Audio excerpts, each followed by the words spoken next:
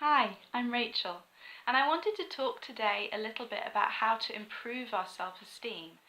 I wrote a blog post recently about how we can often choose self-critique over self-esteem as a mechanism for nurturing growth in our lives, and how self-esteem is a much more gentle approach, although we can often have very conflicting feelings about it.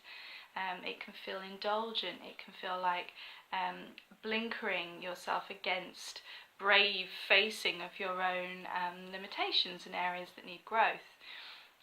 But given that that blog post is now written and that I'm kind of looking at, okay, so self-esteem is a good thing, and what does that mean to me? Now what do we do about it? How do we actually go about increasing our self-esteem?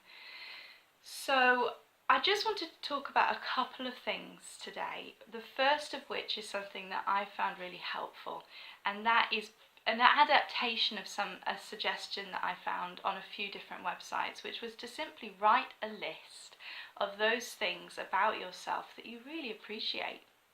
And it sounds very simple, but I sat down with a piece of paper and it was very difficult, because when your self-esteem is low, the moment that you say something positive about who you are, a qualifier comes in.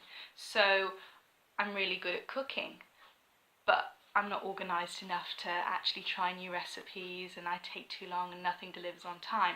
So you say one thing and then you immediately counterbalance it with a negative that just destroys its efficacy, really.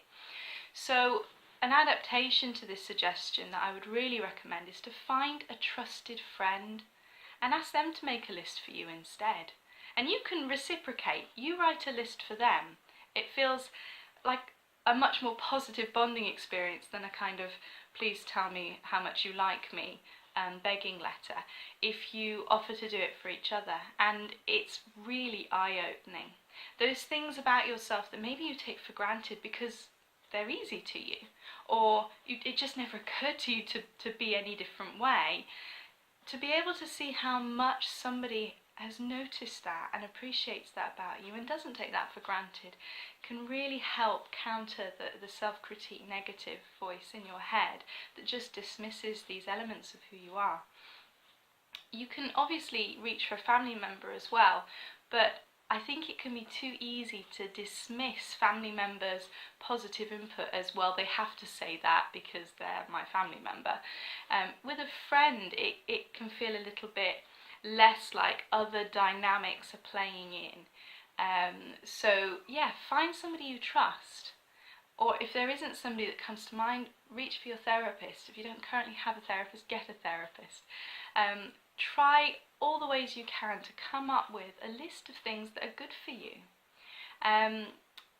Another thing I wanted to throw out there was that sometimes, yes, self-esteem is low because we've taken our eye off, for whatever reason, the good elements about us, and we're focusing on those things that bring us down, those narratives that tell us we are less than. But it may be that there is something going on in your life that is simply sapping your ability to feel good about yourself. Maybe there's a person, maybe there's an experience, maybe it's your work, maybe it's something to do with your environment emotionally, or mentally, or even physically. Maybe winter just really sucks for you. A lot of people struggle when there's less light around and it's colder. Take a moment to consider the context of your self-esteem challenges. Maybe it's chronic pain.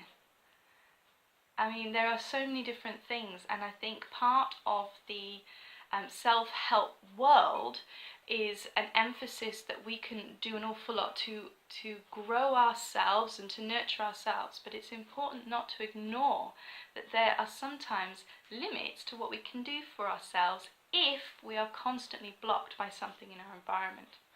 And then we can look at that and see if there's something that we need to do to change our environment so that we can get our self-esteem back. And it might be a simple thing. So just take a moment to consider that as well as writing your list of 10 wonderful things about yourself. It's been a really interesting thing for me to consider the impact of self-esteem on how I do everything in life. And in terms of my identity and those things about myself that I value and don't bother to value. And I would invite you to explore your self-esteem today. What things would go on your list? And if there's something in your immediate context that needs shifting, that's draining your self-esteem at the minute. Get in touch if you want to talk more about this. You can always book a free consultation. And have a good day. Thank you.